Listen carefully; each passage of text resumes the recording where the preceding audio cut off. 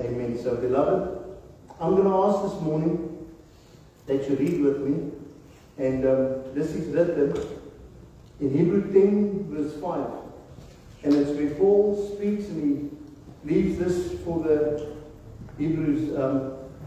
So, verse 10, Hebrew 10, verse 5. And it says, the heading of this, it says, Christ's sacrifice once for all. So, beloved, I start with the second piece in 5. It says, sacrifices and offerings you have not desired. So this is Christ speaking. Paul's writing it, beloved, but he's making reference of the Psalms where King David prophesied. He says, but a body have you prepared for me. Jesus speaking, remember, Jesus next to the Father. But he hears that there's something that he's got to do for you and I. And beloved, it says, in burnt offerings and sin offerings you have taken no pleasure. Then I said, behold, I have come to do your will, O God. So that's the Son speaking to the Father. And Paul writes this, and it says, as it is written of me in the scrolls of the book. So long before this event took place, it was written. God knew, Christ knew that there's something that's going to happen because mankind keeps on failing and they cannot save themselves. Doesn't matter how intelligent they are, does not matter how much education they get, doesn't matter how, whatever step they are in life, they cannot save themselves. And the Son says to the Father, Father, it's time that I go. That I go and prepare, because this day will come when I will have to come a second time. But for now, let me go, because it is written, it's prophesied about me. And beloved, you and I know that Christ came as a baby and he was crucified, and this is what we are here this morning to just celebrate and reflect who Jesus is, what he's done for you and I. And it says, just till there. So beloved, we look at Jesus. He knew what heaven was. He knew what he was going to face. How they're going to brutally murder him. How they're going to brutally beat him. And beloved, you can say, but why did he go through this? He went through this and it's simple. Because he's the Lamb of God. We spoke, and I spoke a couple of weeks ago with the youth about this, and I said, you know that a lamb that was offered wasn't allowed to have any mistakes. It should have been a perfect lamb. It should have not have been a broken bone. It shouldn't have been the worst one of the batch. It should have been the first one of the batch. It should have been the best one of the batch. And beloved, we see that when Jesus came, he was perfect. Amen. He had no sin. He didn't commit sin. He was the perfect lamb. And something just as reference, you know, when he was crucified, the Bible says that they could not break a bone on him, because it's written that not a bone will be broken of the sacrificial lamb. Amen. They tried, and beloved, there's a whole scientific reason why they would break the bones of the people that was hanging on the cross. And they done the man on the left and the man on the right, but not Jesus. Amen. The Bible, and I think when we see movies and stuff, they show you that when the soldier ran to do this, the earth shook. And beloved, immediately the soldiers said what they were doing to Jesus, but when they saw what is happening, they confessed and said, truly, this is the Son of God. Because it doesn't happen this way. It's not normal. But Jesus had one purpose. And you know, beloved, you and I was that purpose. You and I was on his mind. Nothing, but nothing could change it. And I reference another thing, that when he was in the Garden of Gethsemane, he said, when he stood there, he was praying. He said to his Father, Father, let this bitter cup pass by me. Because he saw how his flesh will be ripped out. Now every strike, every lash that he will take. But he said, Father, not my will. Your will be done. I have a purpose, and if I do it, it's done. It's over, it's finished, but I've come and I will fulfill this purpose in which you have sent me. And we look what he says, that sacrifices and offerings you have no desire. Remember, that's the Son speaking to the Father, but the body you have prepared for me. You know, when someone's mother passed away a while back, probably about 3-4 years ago, and we rushed to this place to go there. The lady was a little bit in a state because it was COVID and she couldn't get to her mother. And beloved, her question was, where's the Lord? Where is he? I'm stuck here. Can't be with her while she's now left this world. Where was God? Simple. Simple. Where was God?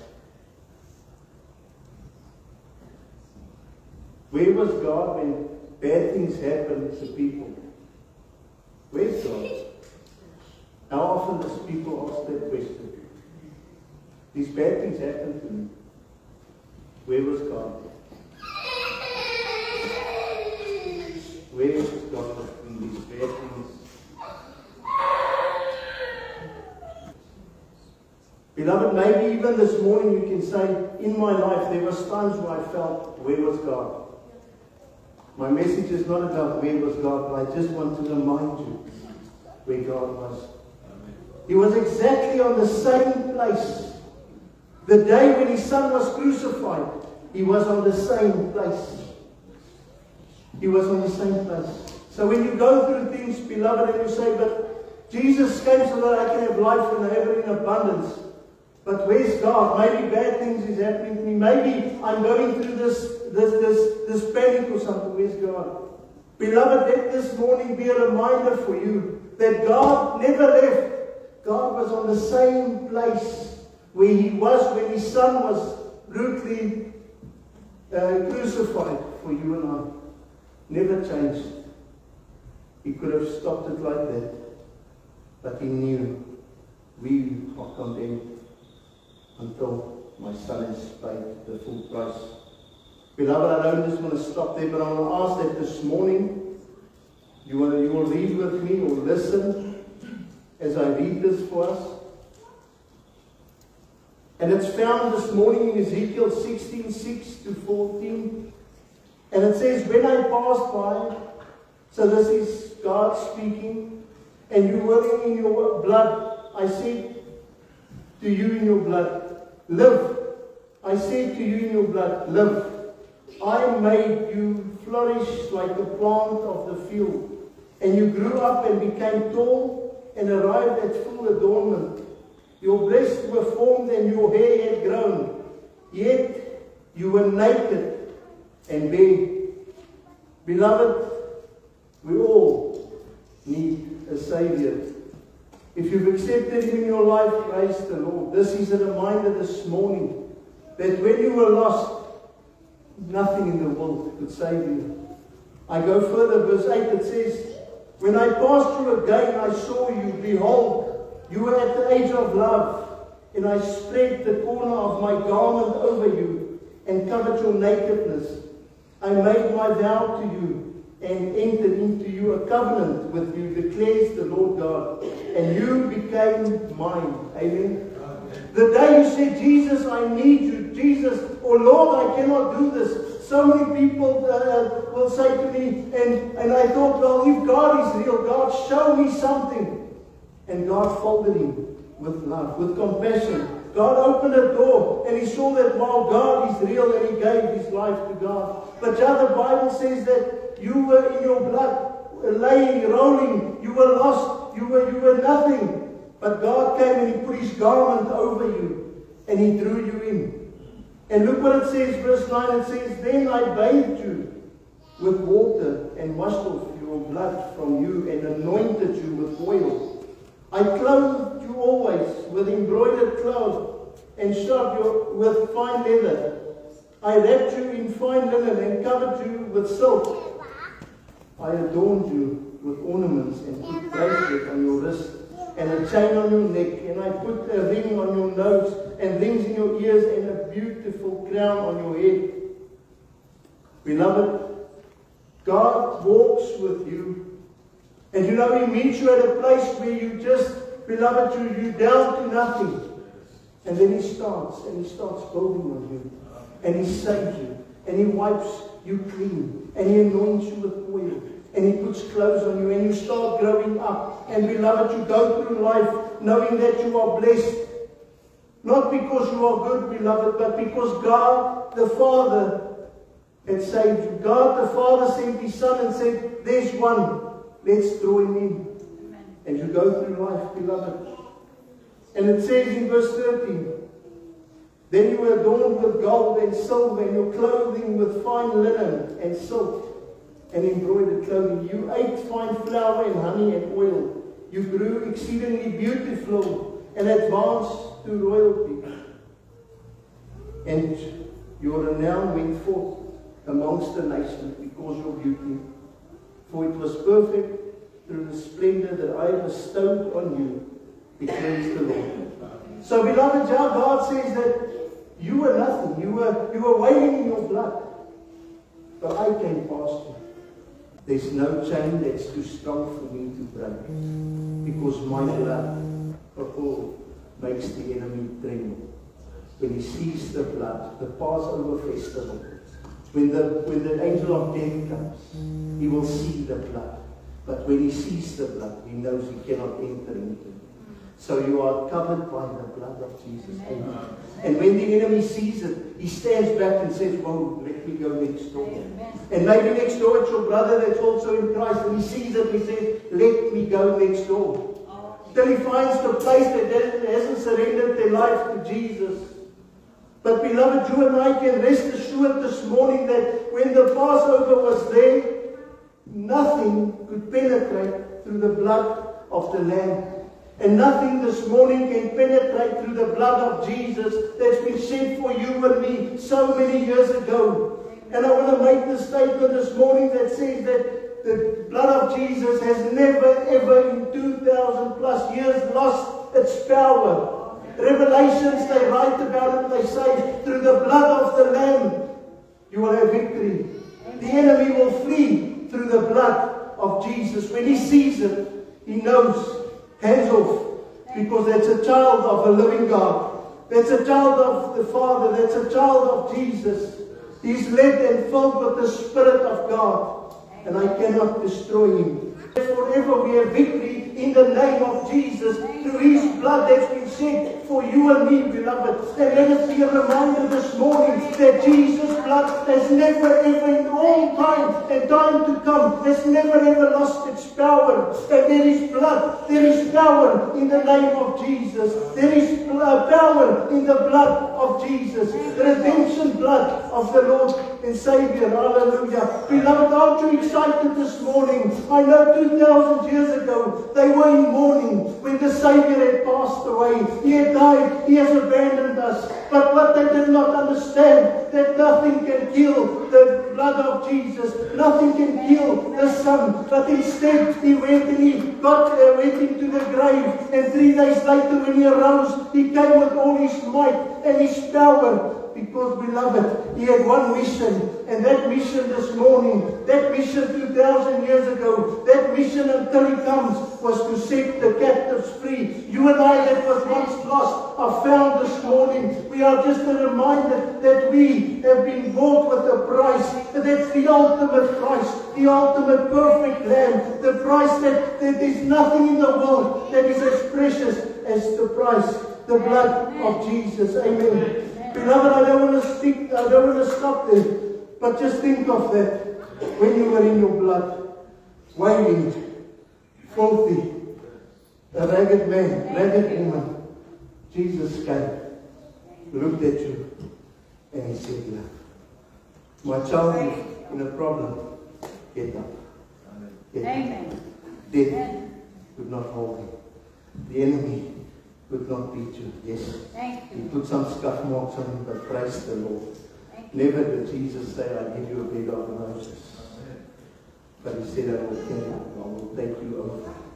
You will not go under if you accepted me into your life. I've given you life so that you will have victory over victory over victory. If you're in this place this morning, beloved, you have victory. Amen.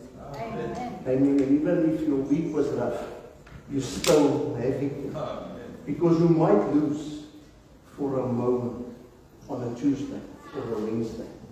But I tell you one thing you can't lose. One thing you will not lose.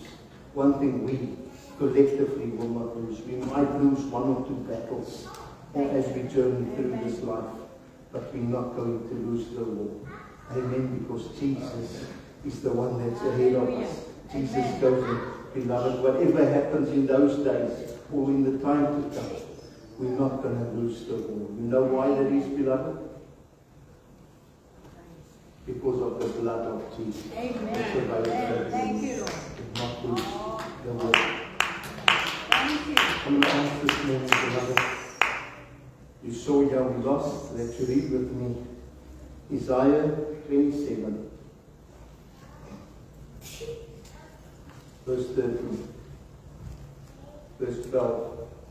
In the day from the Euphrates to the brook of Egypt, the Lord will thresh out the grain, and you will be cleaned one by one. And he will not stop until he's got your heart. You know, beloved, the worst times when I was the worst person on earth is when the Spirit spoke to me. Andre, you are better than this. This is not true. I said, I don't want to hear this voice of truth speaking to me. But there came a day when I surrendered. I said, Lord, I need you in my life. And his blood cleansed me. He found me. He picked me up. He said, come, you are better than this. But I've done so much wrong. Absolutely. I specialize in people that do so much wrong. Because my blood covers everything. My blood covers all sins. My blood takes out all bondage. Breaks all bondage. So, beloved, I want to say to you this morning, if you're not in this part that says, I've accepted Christ, and this is just a reminder. If you're on the other part, we said, I have not accepted Christ.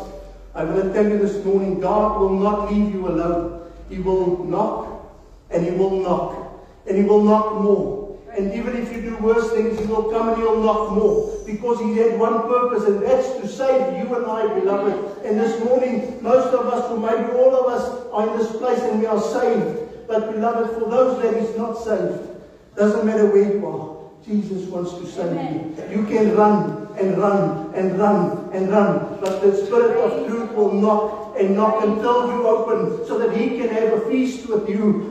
Just now we're going to go to the table, and you know Jesus says, I have a desire to have a feast with you. I have a desire to sit one day in heaven and just have a feast with all my children. Even if you deny me, there will come a day where you'll say, Lord, I'm broken. Lord, I've tried all things and failed. I stayed broken.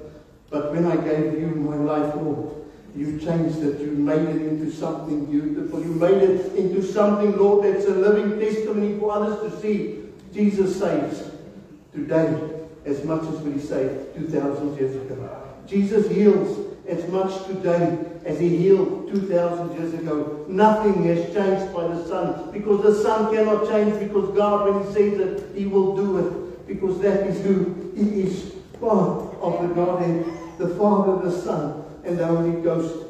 Beloved, I pray, I ask this and I further, and let's just go further. And in that day a great trumpet will be blown, and those who were lost in the land of Assyria, and those who were driven out of the land of Egypt.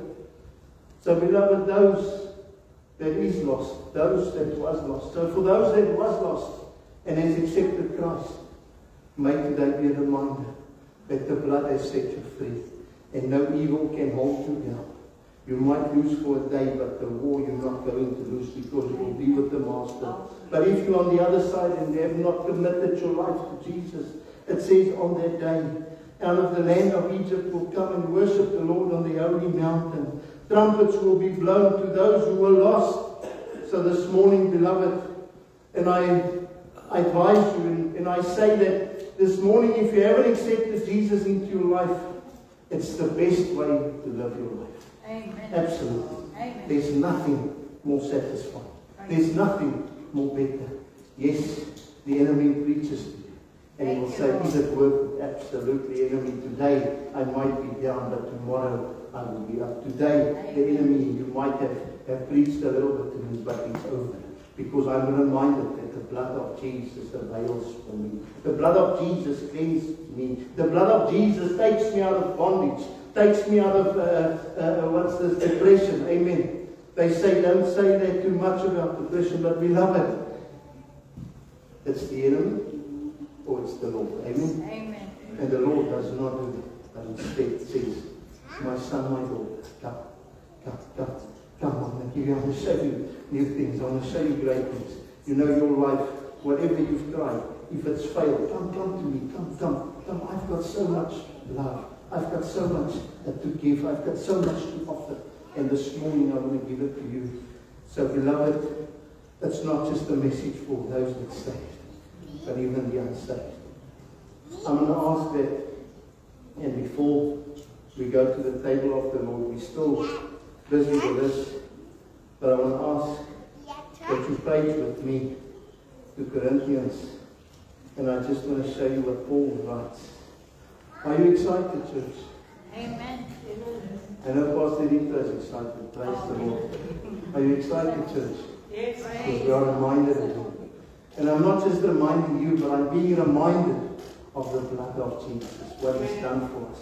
What He's paid for us. A price we could not pay. Look what it says. The Apostle Paul writes to the Corinthians. And it says, Christ, the wisdom and the power of God. Amen. Thank you, Lord. I wonder will we read it together. I never asked Elizabeth to bring it up. I'm going to ask her, will it be okay? Because I said to her, don't have to put it up. But I think let's read it together. Amen. What's that? Amen. The cross of Calvary. Cover it all. Amen. Amen. Amen. Beloved, isn't it wonderful that something that is so long ago has never lost its power? Isn't it wonderful to know that it sets us free? Isn't it wonderful to know, beloved, that the Savior came, paid it, and we didn't need to come to the temple with goats and sheep to pay for it? Isn't it wonderful to know that all things that God has done and set in place was not for His benefit, but it's for you and I. It's for our benefit that God can send His Son so that we can be reconciled to the Father because of our sin. But Jesus can change it all. Church, can we read this together? Are you up to read this morning? Who's not up to reading? Let's see if I've got more hands or less hands. Who's up to reading? Okay, let's read about Peter, Brother Peter. Are we going to read it together? Let's read it together. 1 Corinthians 1, verse 18. For the world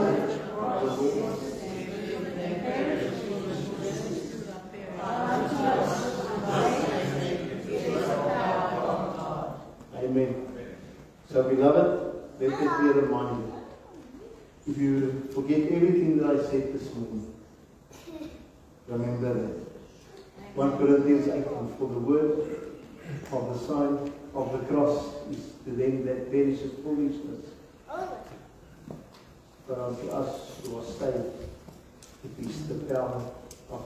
Amen.